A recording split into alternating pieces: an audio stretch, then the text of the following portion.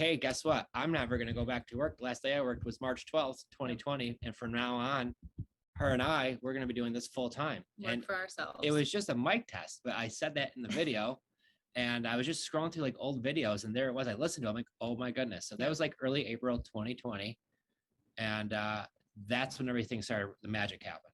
You're listening to the Real FI Podcast, where we discuss time-tested tricks, techniques, and strategies for pursuing financial independence today, so that we can enjoy a better tomorrow. A better tomorrow. Financial independence isn't about getting rich quick. It's about cultivating a foundation to grow financially, mentally, physically, and spiritually. Let's figure out how to kick the 9 to 5. Here are your hosts, Patrick and James. How's it going, everybody? And welcome back to another episode of the Real FI Podcast. I'm your host, Patrick McGrath, with my co-host, James Rippion. How's it going, James? It's going great, Patrick. Living my life, man. Things are looking up, so I'm excited to get into this conversation with Joe and Jen. I think they're going to be bringing a lot of great tips for us for real estate investors across the board, so I'm looking forward to it. Yeah, I can't wait. How are you guys doing today down there in lovely Florida? It is absolutely beautiful and nice and sunny, so we're super excited to be basically, working outside all day instead of in an office. That's so awesome. That's so awesome. All right, James, you know the deal. Let's kick this thing off and get it started. So Joe and Jen, why don't you two kind of take a couple minutes to give us a little bit of background about yourselves and give us a little bit about, who you guys are, where you came from, and lead us up into where you are today and what you're doing. Yeah, awesome. My name's Joe, and I actually got lucky. I got into real estate in 22 years ago, the year 2000. One of my friends bought something on a television infomercial late night with his mom, and I was hanging out at his house one day, and it was just there, and he never even opened it. So I asked if I could borrow it, and because it said how to do real estate without money and banks and credit, and I was like, well, that's right up my alley, because at the time I was like 22 and I didn't have any of that. And I read the books, listened to the tapes, watched the VCR tape, so this is legitimately old. And a month later, I had a wholesale deal under contract. I made $15,000 on that deal. And this was in the year 2000. So like when you talk to somebody in the young 20s and they just get a check like that, you feel like there could have been like 2 zeros after. I felt great. So fast forward, I meet Jen in 2008. She was a teacher. I was working in the car business in finance, and she had her own home. I had my own home at that point, and lo and behold, we're only dating for a short time, and she's wondering why I'm trying to buy another house. And we started buying in 2008 because the market took a dip. We started finding deals at the end of 08, a lot of them. So we had access to cash, so we started buying, and we started burning 2008, 9, 10. We started buying a new house usually once a year. And then in 2013, we started having kiddos. So Jen decided to stay home and not be a teacher and work even harder, be a stay-home mom. Plus our real estate portfolio was growing, so I needed her help because I was doing a lot of it while working a lot, and it was just not doing what it was supposed to be doing. So thank goodness for her helping. Mm-hmm. And then it was around 2016 where we learned about creative finance, and we learned how to buy beautiful houses in beautiful neighborhoods without using banks, without using your credit, and very little to no money down. And once we saw that, because the writing was on the wall that eventually you buy and you burn enough houses, the banks are going to kind of slow it down a little bit, right? And there's still ways to grow, but it gets a little trickier at one point. So we knew this was going to be a strategy we wanted. So in 2017, we had a bunch of rentals. We changed everything over to rent to own with a lot of those houses. And that worked out really, really well for everyone. And we started buying houses without using banks from there on out. And then after that point, it was like 1 or 2 properties a year. And then 2020, it was February 2020, we decided that, come fall, my youngest was going to go into kindergarten, and my goal would be to ramp up our real estate and bring him home. And so we had just enrolled in a coaching program to really master some awesome skills. And March 2020 hit, and as you know, the world shuts down, and we quickly realized that this was our chance to pivot. He wasn't going to go back to the dealership. And it was one of those things that we had a video of it. It was early April 2020 where I did a short video testing out my microphone. And I was like, hey, guess what? I'm never going to go back to work. The last day I worked was March 12th, 2020. And from now on, her and we're going to be doing this full time. Work And for ourselves. it was just a mic test, but I said that in the video. And I was just scrolling through like old videos, and there it was. I listened to it. I'm like, oh my goodness. So that was like early April 2020. And that's when everything started, the magic happened. We had a couple of deals under contract right away.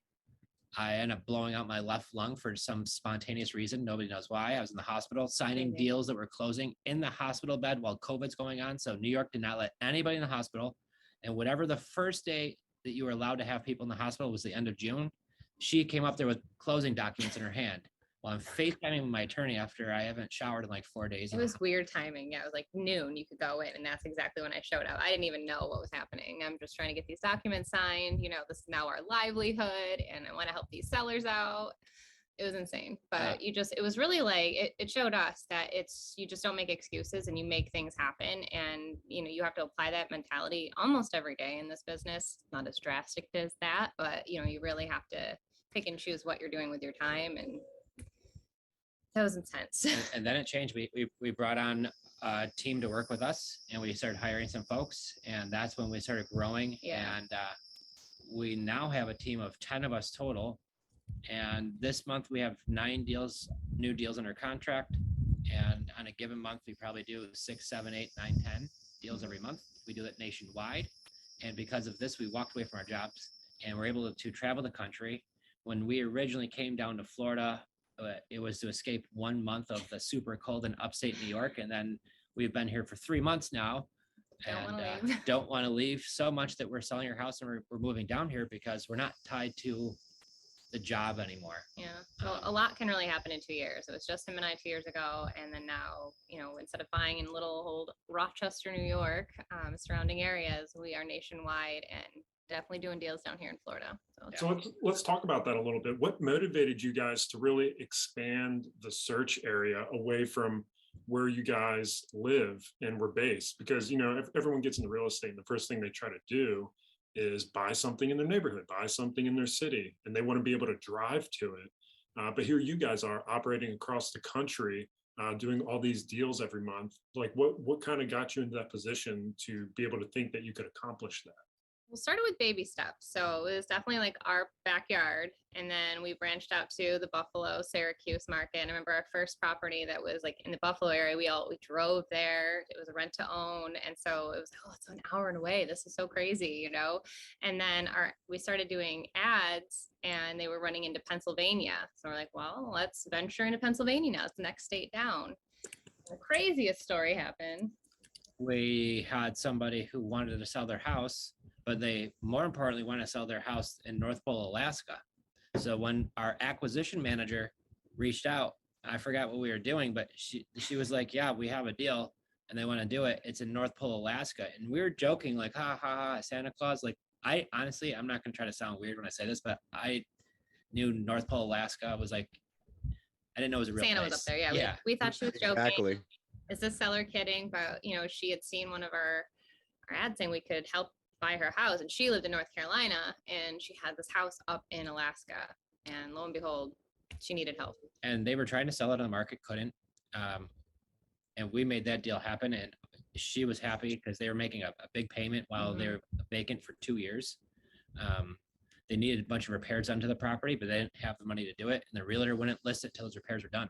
Yeah. So we actually found a buyer within 2 days, and he couldn't have been happier. We're now friends on Facebook. I have a friend in Alaska now. And he's been happy too. So it worked out really well for everybody. That's so exciting. I mean, there's so much to unpack in these first 5 minutes. It's absolutely crazy. You know, the experience that you guys have and what you're doing and kind of how it all started. You know, I think James, like what James was alluding at was kind of like, you know, most people start and they have this little circle and they get a little bit more comfortable and a little bit more comfortable and a little bit more comfortable. But typically that's from just saying yes sometimes. And it sounds like you guys have just not let the barrier of a no kind of come up, and you've just taken on all these different challenges as they come and keep pushing through.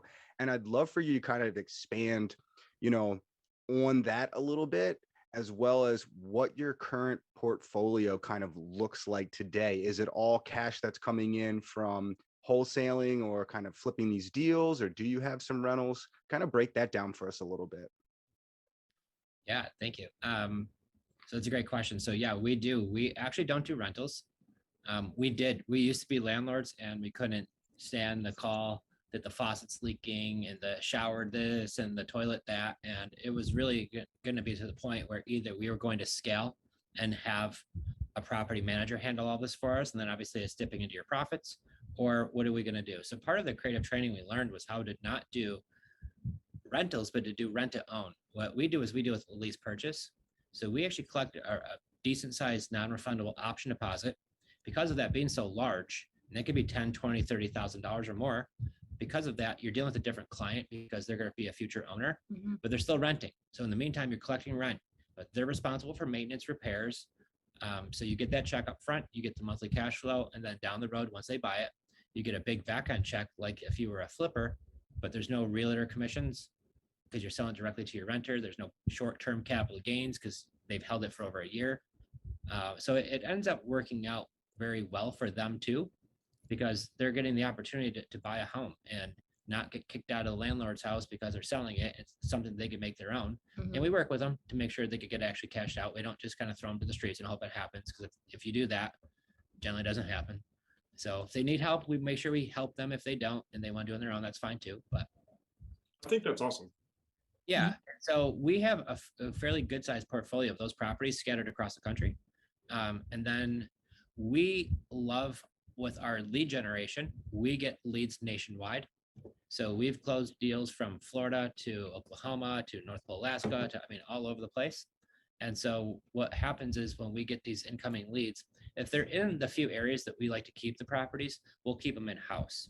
But if they're in some of these areas, like a lot of our seller finance deals, we do a lot of these creative finance deals where there's no banks involved and you're getting beautiful houses and beautiful neighborhoods. Some are crystal clean and turnkey. Some need a little work. Some, they might even need more than that. But on a lot of those deals, there's just an abundance of folks who want to get into those properties because they just can't find them their own. But we have some really great marketing. We've got a great team that processes a lot of leads, hundreds a week. And, you know, out of those few hundred a week, you can narrow it down to a couple. It's like making orange juice, right? You squeeze all these oranges, then you have this little tiny cup of orange juice when you're done, but you squeeze all these oranges. So, but it works out well because it's a great way to help sellers where it doesn't work out for the typical cash buyer. And the numbers wouldn't work on a cash deal. So that's why on this deal, they really work out well. So Go ahead, James. how many of these lease purchases do you have going at any particular time? So what happens is we have somewhere in the 20s right now currently going.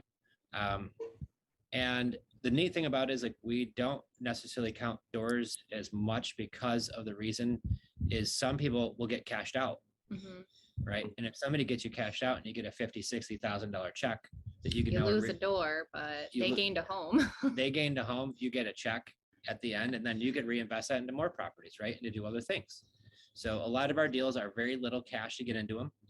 A lot of properties we buy with just a few $1,000s out of pocket, no credit checks, no credit, no banks. So if I do have somebody cash me out and I do get that big old check, you know, one thing is I'm taking it another step too far, but you could put it into a 1031 exchange and buy many properties with creative finance because, you know, they might need $5,000 down or something like that. So there's a really great way to build your portfolio quickly this way. I'd really like you to dive into the because I've done some seller financing. I know everyone's extremely interested in seller financing, but you did mention something was the subject to, and we had one other person talk about it, but I don't think they explained it very well. So if you could break that down for us, subject to, and then how you actually go about that, because I know there is some key things that shy a lot of people away from that. And I'd love to hear your guys' input and because how you utilize that so well. Yeah. So there's seller financing is an overall umbrella, and there's many different ways of doing it. So when you have terms like subject to, another one, it's a wrap mortgage. Those are for the sellers who maybe have a mortgage on the property. And these are ways that we're going to be able to buy that without using the bank, right? And seller financing, those are forms of seller financing, but generally seller financing, and what I would think, Patrick's talking about, these were probably homes were free and clear, right? So then you're able to buy that directly from the seller, right? So what subject to or a wrap mortgage means is we agree to buy somebody's house for $100,000 and they owe $100,000 on it. And they just want to walk away because something happened and it's in some type of condition or some other situation happens. We're able to buy it for that $100,000. But the way we buy it is we're not going to actually have to go to a bank. We have it closed with attorneys or title companies. And what's going to happen is we're going to buy the property. It's going to transfer over to one of our companies or to a trust. And then what's going to happen is we're going to end up taking over that payment on their behalf. We're not assuming it. We're going to be paying it on their behalf, but we're not going to be doing any of that type of assumption work or anything like that. So what does that mean? That means the loan stays in the seller's name. The deed goes into our name. We make the payments on the house. Now, a lot of common questions I hear is, well, what happens if you stop making the payments? Well, there's paperwork that says they take back the house. And what's going to happen is in these transactions, the buyer, which would be us or whoever buys the deal, you're going to end up having to pay closing costs on both sides generally. Because if I'm going to sell or buy a house and I tell my seller they also have to come to closing with $2,000, $3,000, you're going to have a lot less come to closing, okay? So if you have to pay both sides, which we do, to give that house back would be losing thousands of dollars. Mm-hmm. And then obviously too, you might paint it, you might do some things to it. Some we do absolutely nothing to, and some that need a little bit of elbow grease, right? So on those deals that are subject to, the neat thing about it is if somebody wants to be a landlord and they don't want to have another loan in their name, this is a great opportunity. We actually have one of my friends, I was explaining how this works, and he went to the seller's house, made the deal, and showed his wife they're going to be their first rental, and she loved it so much they made it as their primary residence. And they now live there, and kids, and it's their house. So I know that when we are relocating to Florida, that we are going to end up buying a house subject to seller financing. I'm putting it out there now. It's going to happen. We've got lots of leads. We've made deals in Florida, just not in the neighborhoods where we want to live in. So a lot of those Florida deals that we've had, we've assigned them to other investors, and they go lightning quick. Super fast. And it turns into like a feeding frenzy. But it's great because we're obviously able to make some things happen. That's awesome. So let's talk a little bit about how you're finding these buyers, and especially for the, I kind of want to go back to the lease purchases a little bit. For those people who are going to be making these payments and taking over the property eventually, how are you finding those people to get into the property and take that over? So two different things, right? So if we have a lease purchase, that's one of our properties that we own. We probably bought it with creative finance. And what are we going to do with that property once we buy it? We're going to put in a rent to own buyer, right? So they're going to be paying us, and we're going to be paying that payment. We're going to work with them to get us cashed out. Now, that's how our rent to own program works. So how do we find buyers for that? To be quite honest with you, we just put out on Facebook and a lot of different places, rent to own, available, no bank qualification to move in today, all credit is accepted, and you will have 200 to 300 to 400 people per day reach out to you. So you definitely need to find somebody who's going to filter that. I don't recommend doing it yourself. We just had one house that we shared, and it was shared like 200 times on Facebook. I think our answering service had over 300 phone calls one day, and then the inbox alone on Business Suite was just insane. So there's a need for people to be able to get into a home that they just need some time to qualify. And we really believe that you do need that large non-refundable option deposit so that we can get them qualified when the time is right. And so that's really important to us. Instead of collecting a small one in the beginning and then saying, oh, you have a year or two and then you're out, we'd rather have the large and then let them work through the kinks and then get them qualified. Well, and because what happens, a lot of investors don't collect a large enough down payment. Right. And then in 2 years, they get their credit fixed. They go to the closing table, and the closing agent says, "Okay, great, you're all set to go. You just need $18,000." And they're looking at each other like, "Well, we don't have that, right?" So that becomes an issue. And now, if you don't qualify, a lot of times these rent-owned landlords will remove you from the property. You know what that's going to look like, right? So we hate that. So really, keep the payment, keep the down payment. Yeah. Right. So what we want to do is we make sure that we collect the right amount up front. So when the credit does get fixed and everything else does in a row, I don't want that being an issue from holding us to go to closing. And if they need more time, we'll give them more time. So that's the neat thing about it. If we give them a 2-year term and they don't get it cash out in 2 years, maybe we have to revisit the rent. Maybe we have to revisit the price. We'll make sure they still get an excellent deal, but I'm not going to remove them from the property. They're taking care of the property. They want to make it their own. Things happen. I get it. But I still want that money to make sure that once they do get that mortgage, when it comes time to closing, I've had one where they actually still owed $3,000, and it was tough for them to get $3,000 together, right? Right. So this is why you want to make sure you do that. So you set up yourself, but you set up your buyer for success. And that's truly the key, because once you set up your buyer for success, that helps you. That's going to help when you're going to cash out the person you bought the house from too, right? So you want to make sure that this works properly. And with some right systems in place, it's not terribly hard. I mean, there's a lot of work that goes into it, but it's not like, crazy. Yeah. So like, okay, so Property. so a lot of these are subject to, or creative financing that you have. So you're able to tie up these properties from people that you're buying them from and paying their mortgage, and they still have that mortgage in their name. Your company is making the payments. And do you have an agreement with these sellers on how long you plan on, paying on that mortgage for before it's removed from, their name and their credit? Yeah, absolutely. They generally are going to range. I mean, we've got plenty that are 30 years. I've got some that are 5 to 10 years. I generally won't do anything less than 1 year, unless we're going to do a small flip on it. Because there's a way that you could do that, not pay for the house, pay for just the flip and then flip it. So we could do that too. I'll do that one for shorter time because I'm not going to need years. But much other than that, I won't keep them, or I won't let it happen for anything less than 5 years, because you want to make sure that you're going to put your buyer in the situation where they could get cash out. And if they don't get cash out, say 2 or 3 years, like I've got a little bit more wiggle room to make sure we fix those last few things. Okay. So one of the big things that I've heard is when you transfer the deed into, another person or entity, the bank could call the note. Have you experienced that due on sale clause with any lenders before? And is the reason that you have it go into your LLC and not your personal name to kind of get away from that possibly happening? So we are very aware of it. It's in every mortgage. But also if you look at line 203 on the HUD statement, it talks about how to buy property subject to right on there. So it's not like it's uncommon to do.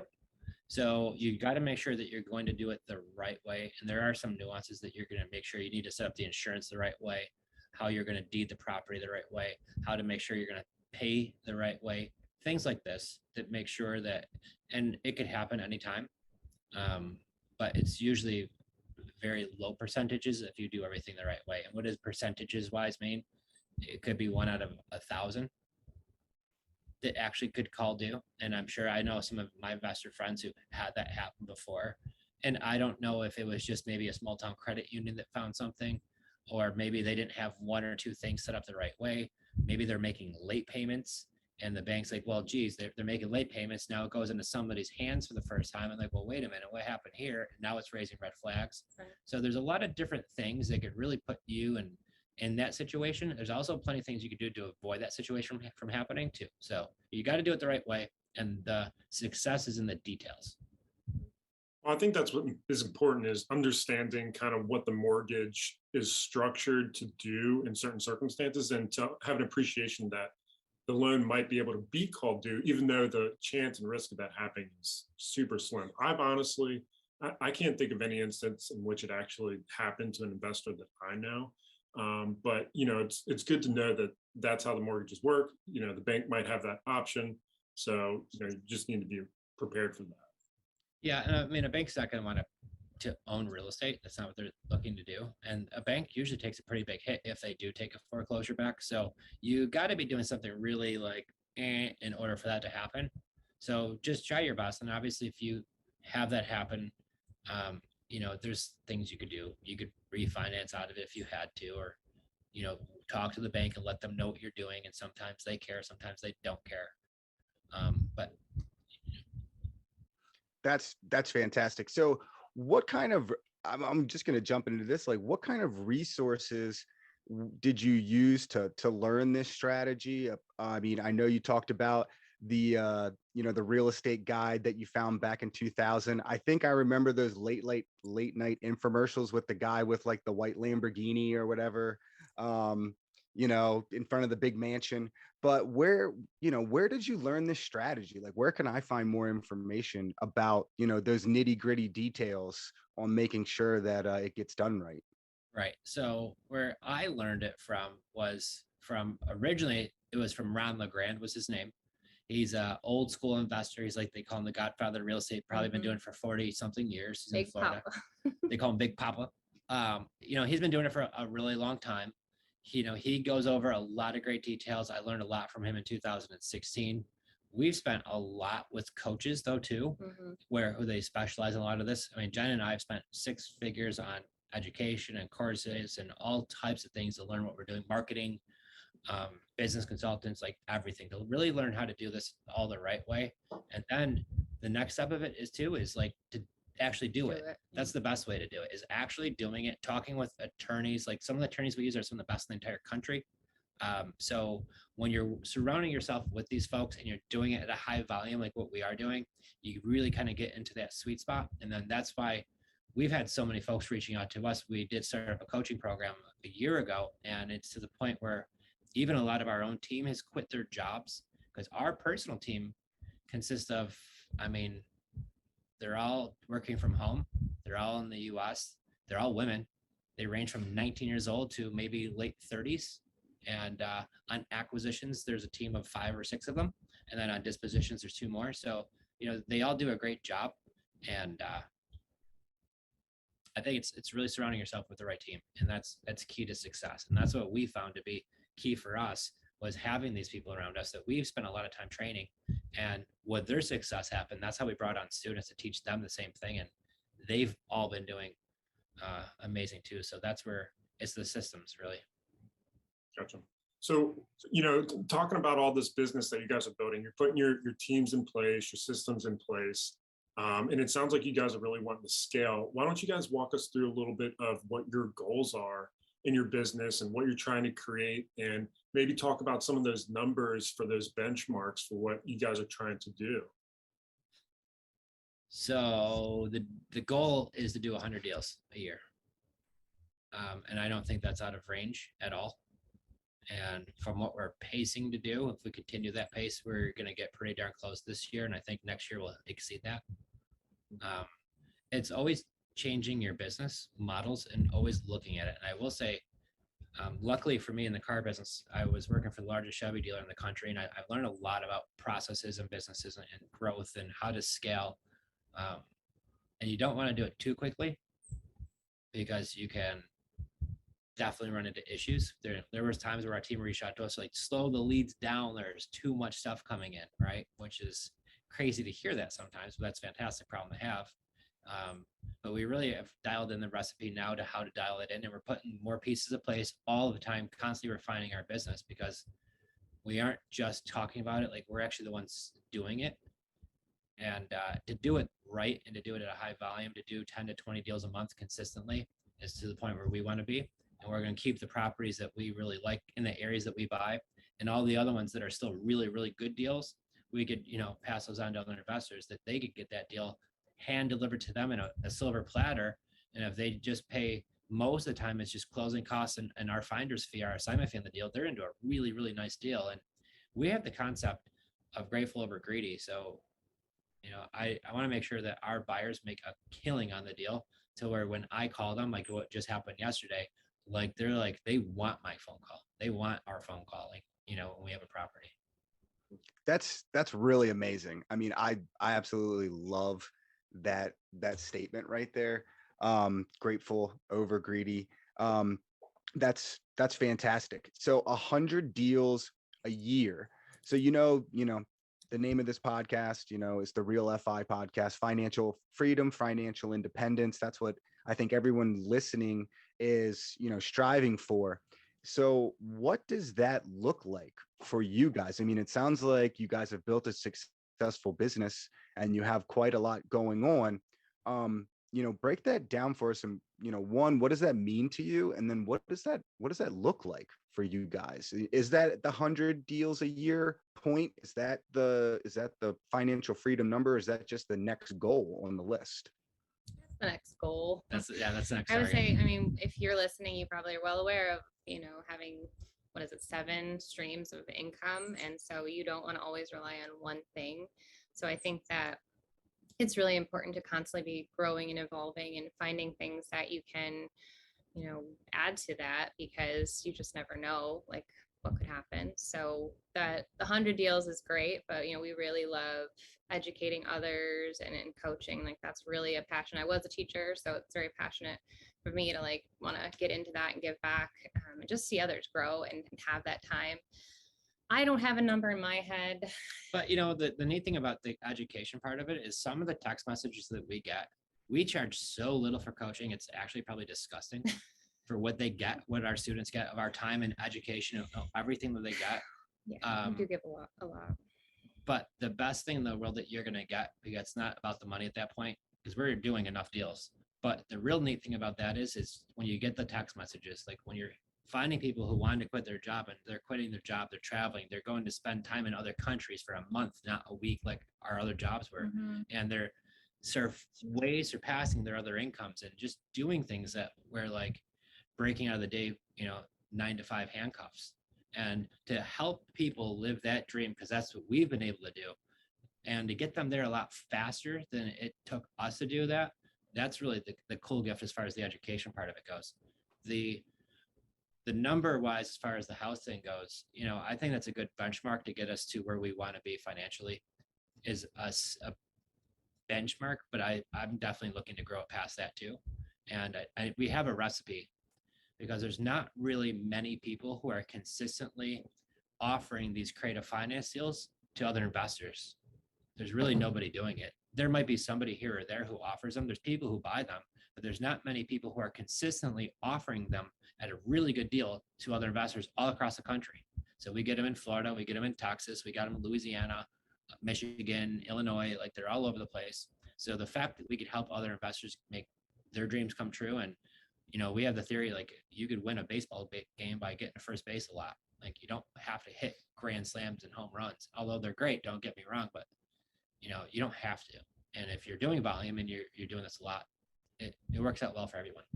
Well, I think that's a testament to what you guys have been doing. You've been in the real estate game for 22 years, hitting these base hits, and they add up, and that repetition compounds on itself. And you guys have a plethora of experiences and things to fall back on, and you've built a really great business over the years as a result.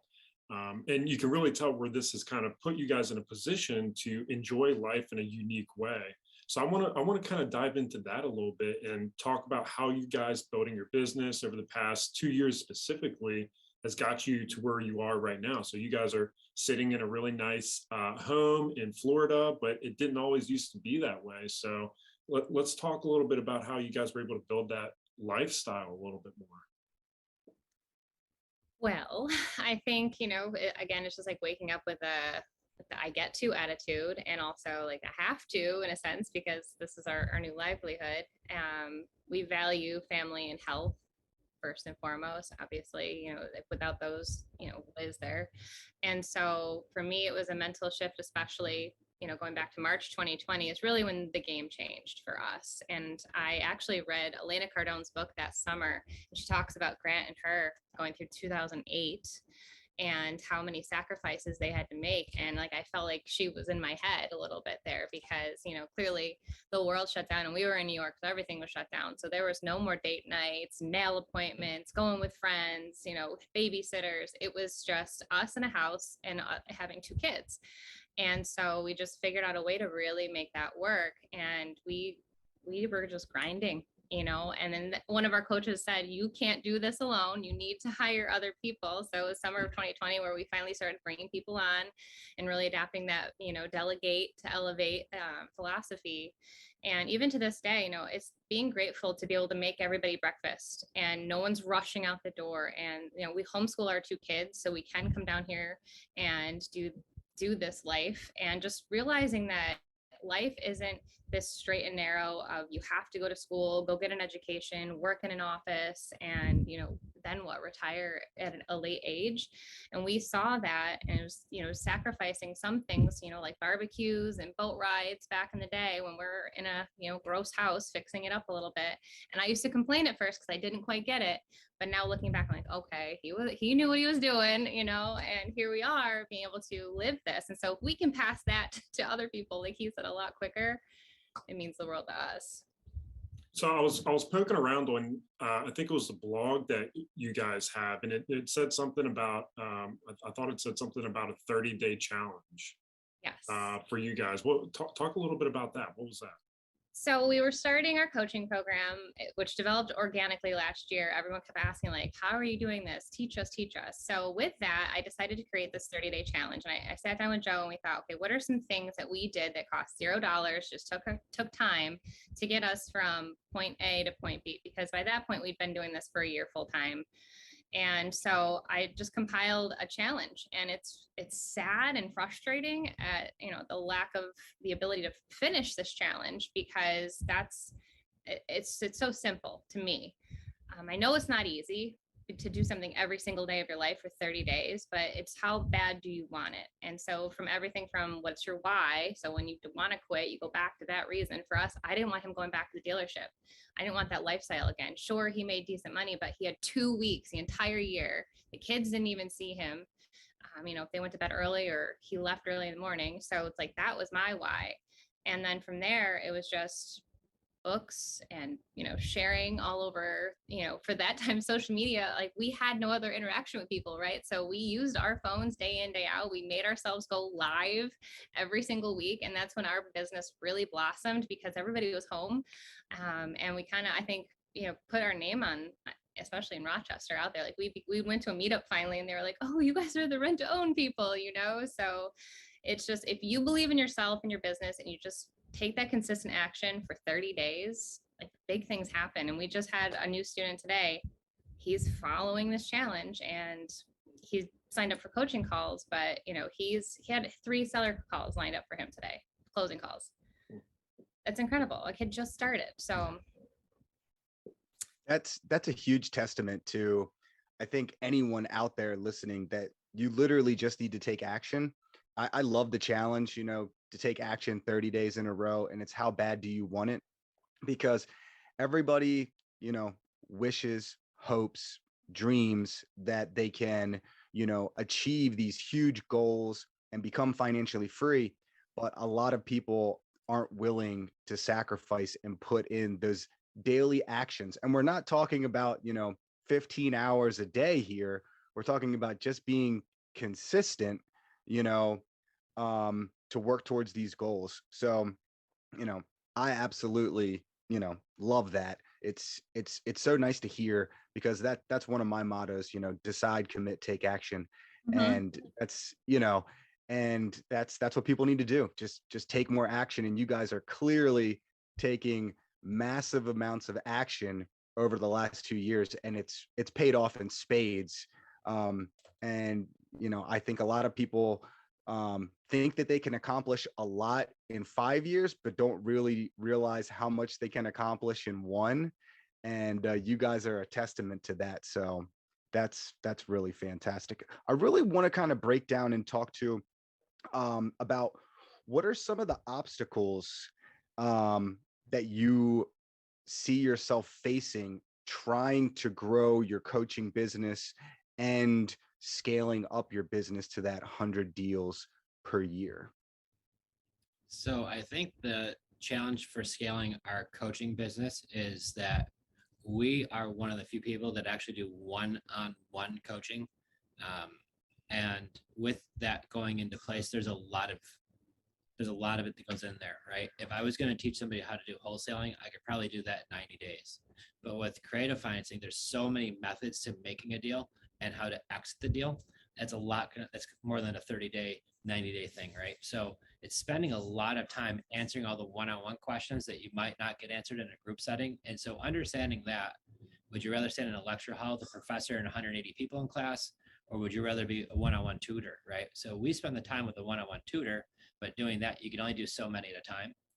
And what we don't want to do is have 50, 60, 100 students at once, because then they're not going to get the quality you. And so we keep our classes very, very small on purpose. I think we have 15 or 16 students.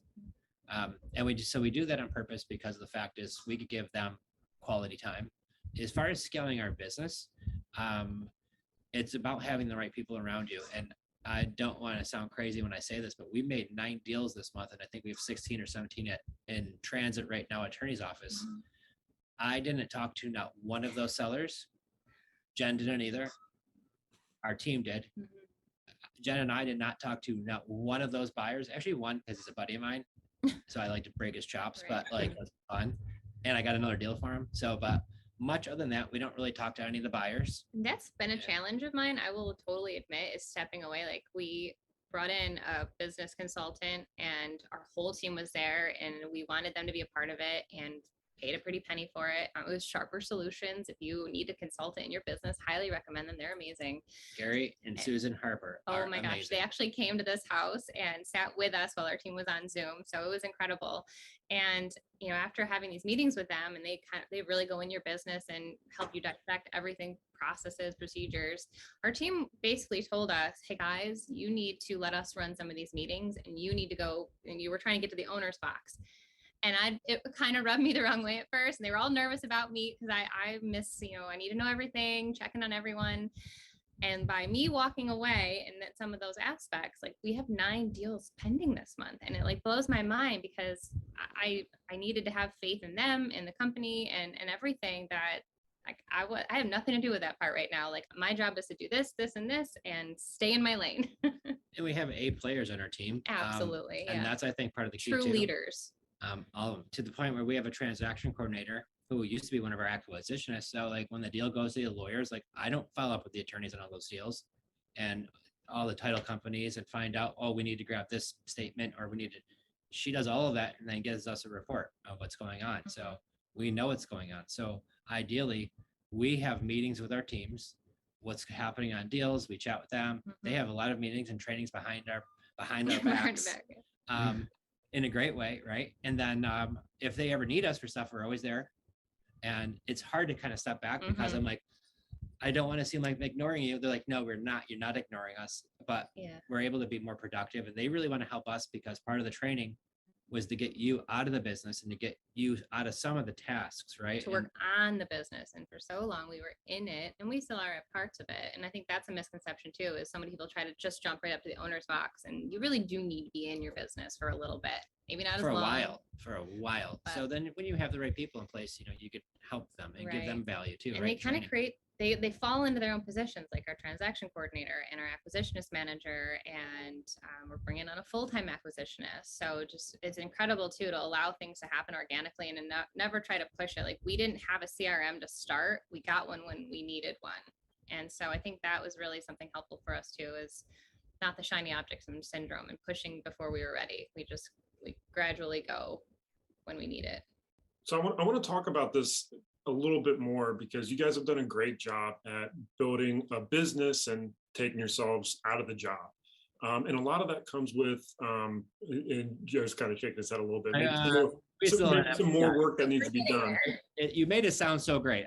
That's why. But yes, we are definitely getting ourselves out of it. And You're we're working towards it. And as you're processing that, how are you working to align all of your team members' goals with your business? How are you creating the proper incentives to make sure that everyone's doing what they need to be doing and checking all the boxes and doing a great job? Because it sounds like you've got some really committed, good, hardworking people on your team. How do you align those incentives? So it's strange. It's like everybody's on the same page. Everybody in the team knows what to do. Everybody, and I think it's like if you raise your kids the right way, right? And so most of them have 0 experience. One of them, Abby, she was in high school last year at this time, right? She graduated in June and she's 19 years old, has already closed 4 deals and has a handful more ready to go. Where I don't know many 19-year-olds. So I keep on saying, hey, Abby, like you need to put out there that you're going to be 20 years old. By the time you're 20, you've already done a dozen real estate deals. And there's going to be not many people who are that age who can say they've done that. But she's not a big social media person, but that's great, right? But it's finding the right people who all understand it. Really what it is what you put into your team, you're going to get out of your team. So we've spent, and this is what I was going to touch on earlier, is the dedication. There's been times where Jen and I are at the beach for her birthday, and I'm on a Zoom call with our team training them. Oh, and our anniversary. And our anniversary, beach, family, Yeah, kids. summer 2020, there was really no rest. There was a lot of, sacrificing and just making it happen. Parks, parking lots, taking calls, all of the things that you could possibly imagine, we did. I mean, and this is right. I don't want to sound crazy when I say this, but there's not a whole lot of people who worked harder in the last 2 years than Jen and I have, because it's been those 15-hour days for weeks and weeks and weeks and months in a row before we even pulled our head up to breathe for a minute. I would get up at 4 or 5 in the morning and I'm working. I think too, when we hired people, it was never just to clock in and clock out.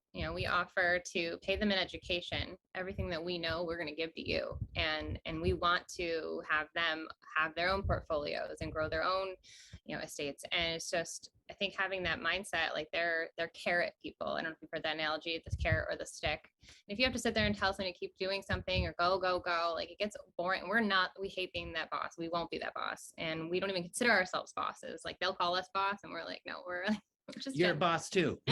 And so, they're all carrots. Like they all have he has quarterly meetings with them. He checks in, sees what they want to get out of things, where they're at, check in. Weekly, we have win meetings, they're called, thanks to Sharper, where we get like the employee satisfaction, like how's everybody feeling? So our culture is really important. And we've always been like a 10 across the board for that, I would say. And then, their productivity just clearly shows in the numbers. Man, that's great. I mean, I'm sure that resonates with so many people out there, because there's a ton of terrible bosses and culture out there that don't check in to see how you're doing, that don't ask you what you want to get out of this company, what you want to get out of this career, and have a path towards that. And the incentive is truly is clear as day. You guys are providing all of your knowledge, and like you said, you want to help them build their own portfolios and get into some of these deals and change their lives forever and set themselves up so they have just as much of a huge incentives to make sure that you guys are successful, for them to ultimately be successful. So that's really fantastic. I kind of want to pivot here and ask your guys' take on the current state of the market. I mean, I know you've been doing this since 2000, went through 2008, got to see this crazy appreciation run up, and here we are now in limbo. There's so many opinions out there. I'd love to hear your guys' opinion on the current state of the market and where you think it's headed. So I'll give you an interesting quick story of a property I just looked at down here in the Tampa market. The house is built, the lot was bought for $98,000 around the year 2000. The house sold in 2005 for $450,000. I'm sorry, 2004. Next year later, it sells for almost like $600,000. 2011, that house sells for $3.25. The market took a dive after they bought it. 2006, they buy it for almost 600,000. They sell it for 325. They lose their tails on that deal. Somebody bought that house for 325,000 back in 2011. It's currently on the market right now for $1.2 million. So my question is, are we on the 2004 when it was 475,000? Are we at the 2006 where it's now almost a $600,000 house? How close to that are we getting, right? So I also think it's not 2006, it's not 2008. There were subprime loans, adjustable mortgages. Were they giving out mortgages like popcorn? Yes, they were. Are they still doing that? Kinda. I know they made it strict, a little bit more tight, but they're still doing it. Although there's a shortage of new builds because of the cost of labor, materials are high. So it's not like they could just turn a switch and just open up new builds, and they're so affordable now, so that crashed the market. People will think there's an abundance of foreclosures, but banks won't just open the floodgates and let them all go to market, crash the market. They'll let them out, trickle them slowly. There are banks that they'll keep that property there for 5 years vacant, growing weeds, and they'll pay for whatever to get done. So I don't think we're going to see a huge crash. But even in 2008, it's not what happened. It didn't like crash overnight. Like the prices didn't go in September of 2008 from, you know, a $500,000 home to November 2008 to a half off sale all of a sudden. Like it came down.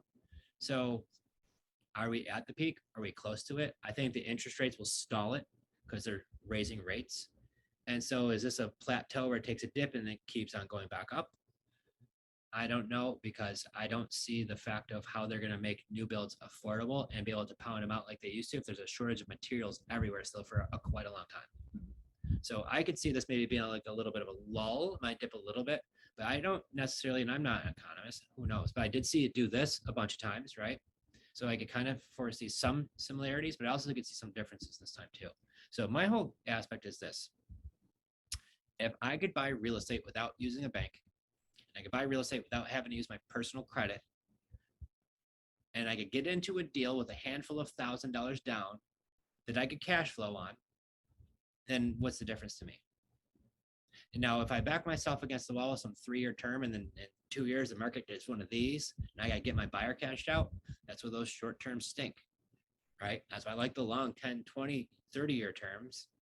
Because if that market does do this, I got plenty of time to let it come back up, because it always will, right?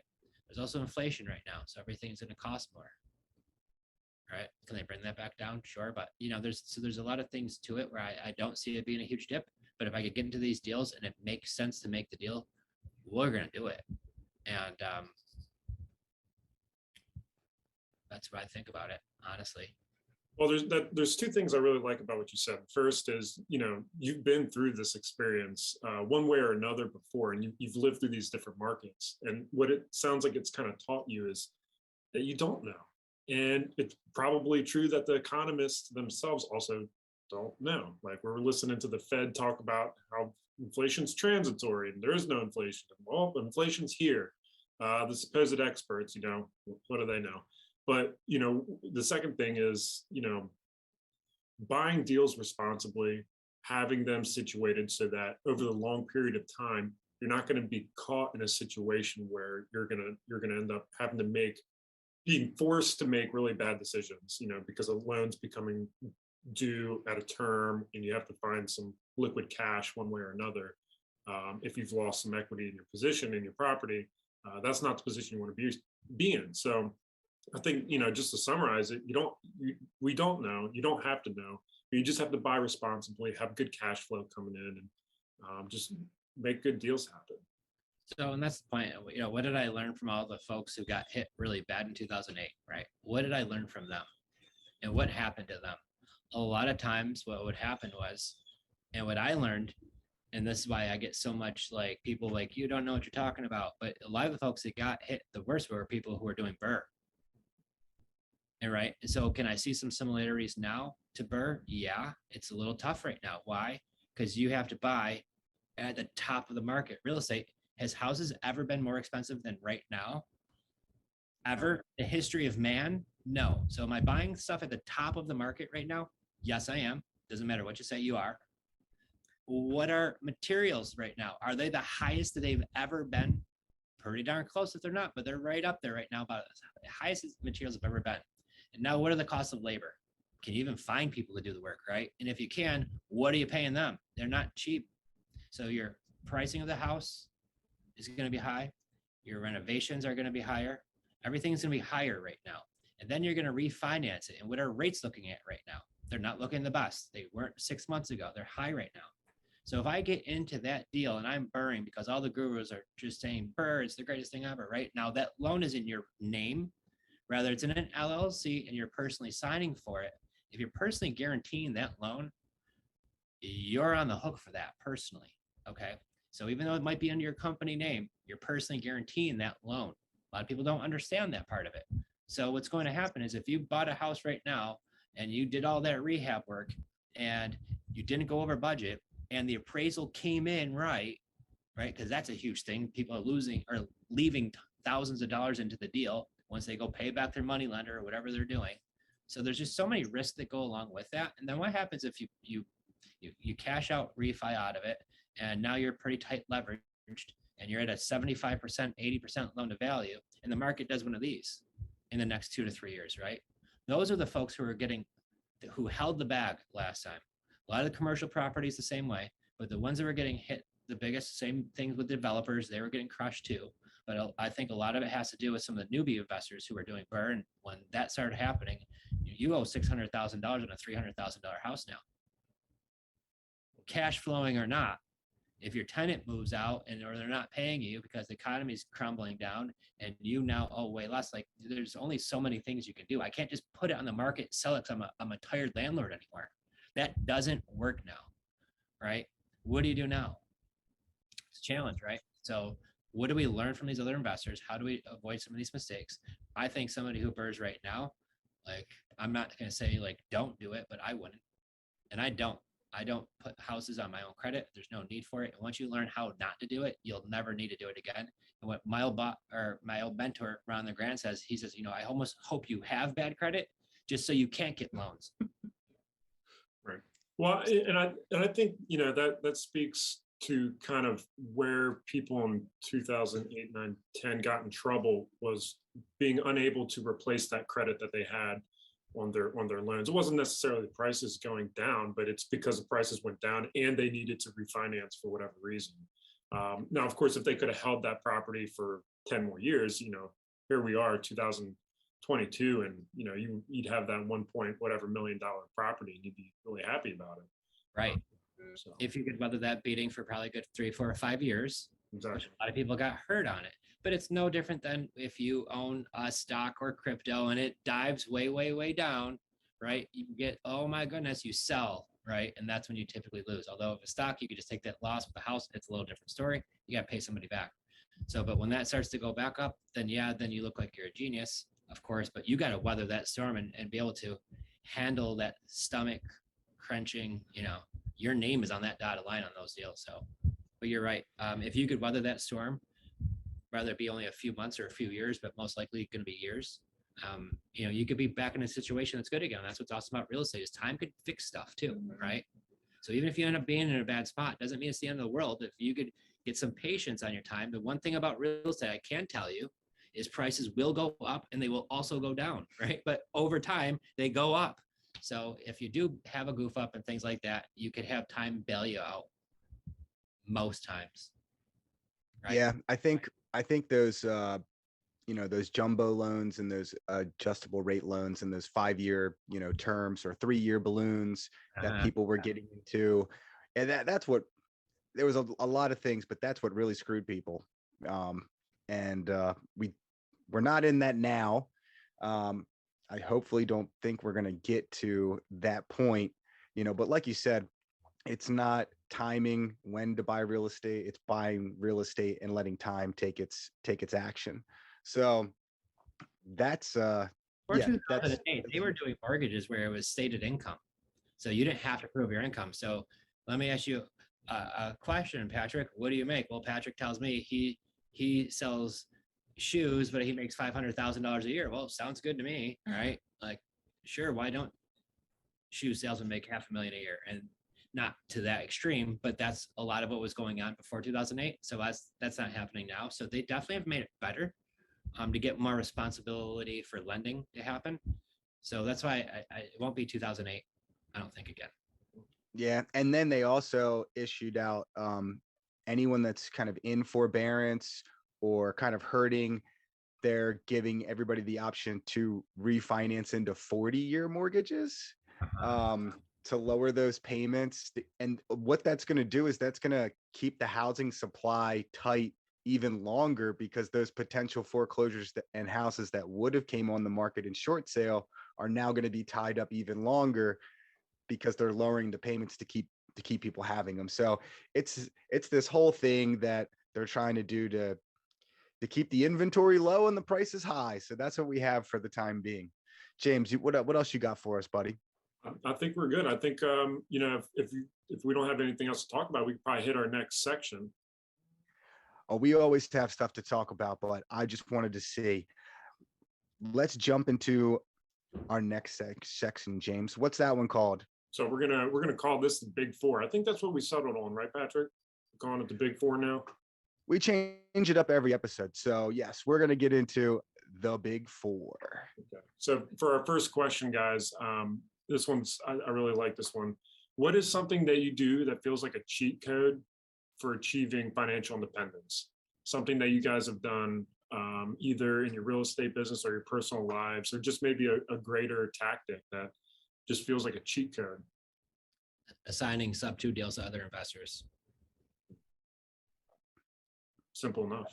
Assigning seller finance and seller sub 2 deals for me. So what I see is that's like a cheat code, because guys like Pace Morby and a lot of other investors have really got the word out there about sub 2 and creative finance and how great it can be, especially if it's done right.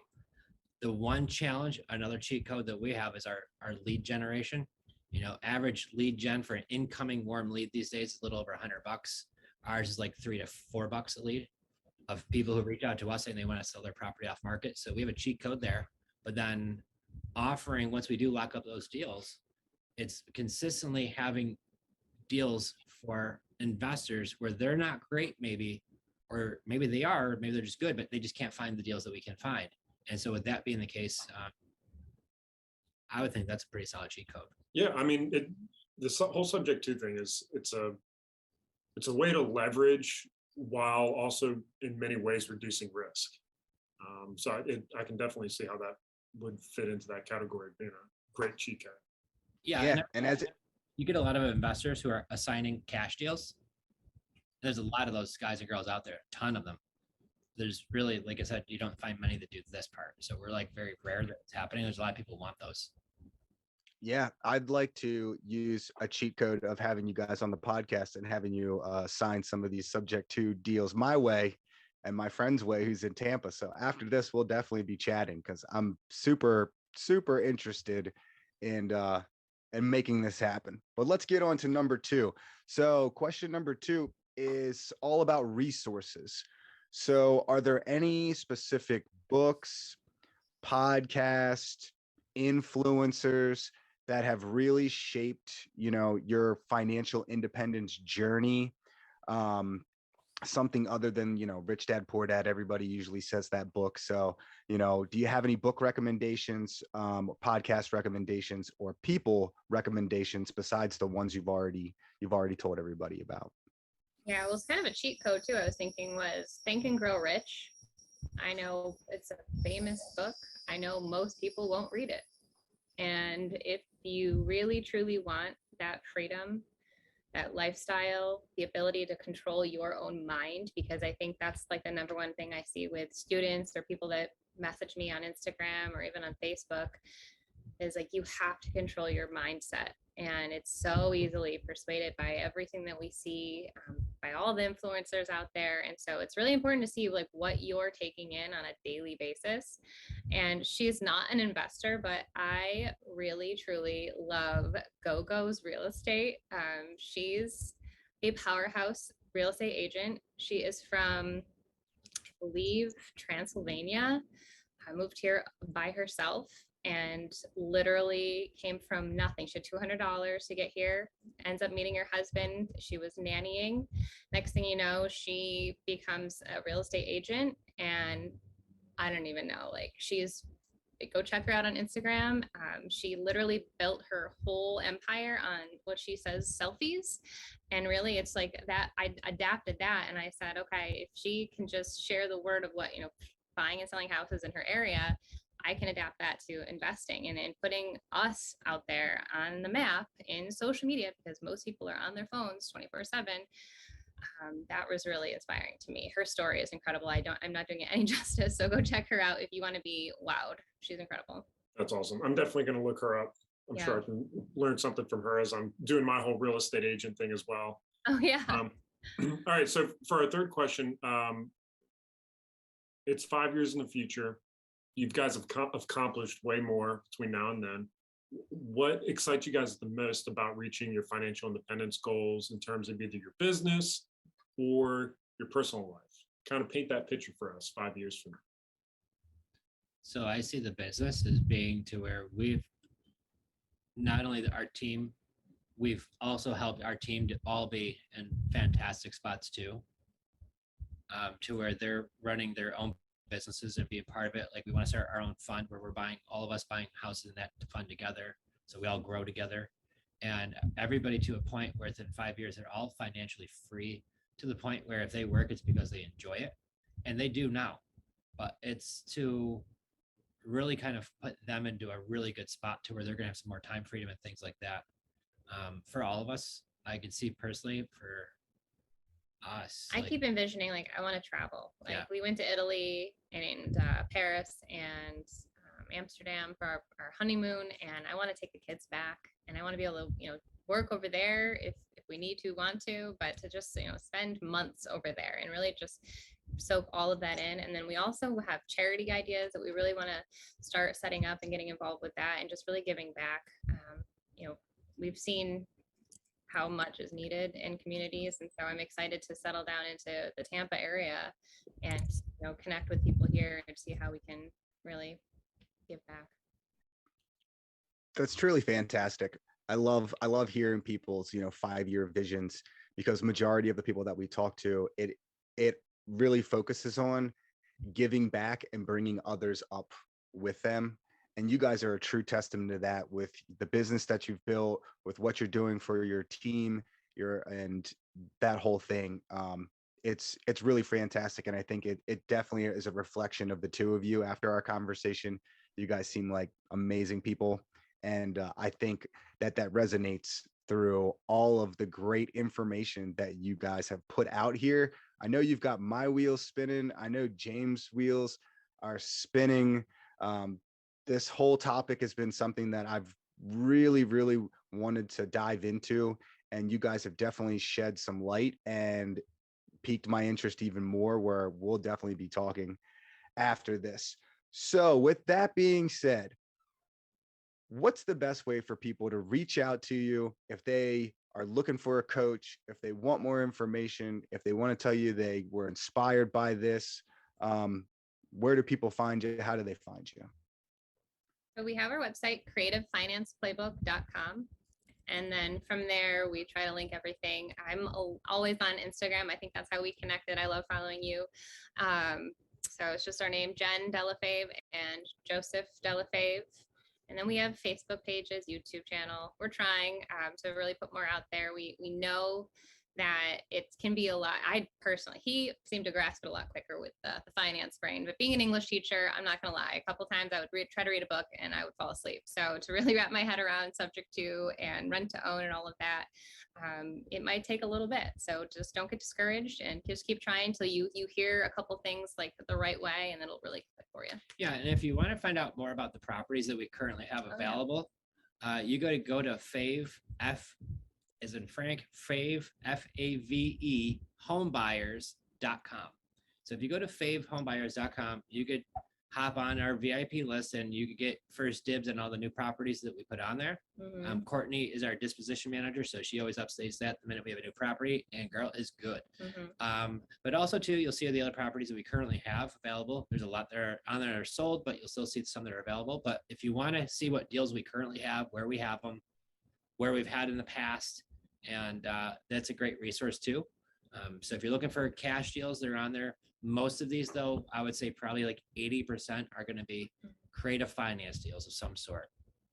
That's awesome. We'll make sure to link to all that in our show notes so people can click and go and check out what you guys are offering. Thank you. That's awesome. Yeah. Well, guys, you guys know the drill. Make sure to give us a follow, leave us a review, Apple, Spotify, Google, YouTube, all those great places. Go follow both of them on Instagram. I know I'm signing up for the VIP list to check out all these different deals, and we'll catch you next time. Have a great one. Thank See you. you guys. Thank you. Thank you for listening to the Real FI podcast, where you learn from the investors that have lived the hard lessons for you. To connect with us during your pursuit of financial independence, be sure to join our community by following us on Instagram or emailing us at info@therealfi.com. If this content made you financially, mentally, physically, or spiritually richer, please make sure to leave us a positive review on your preferred content platform. Cheers to kicking the 9 to 5.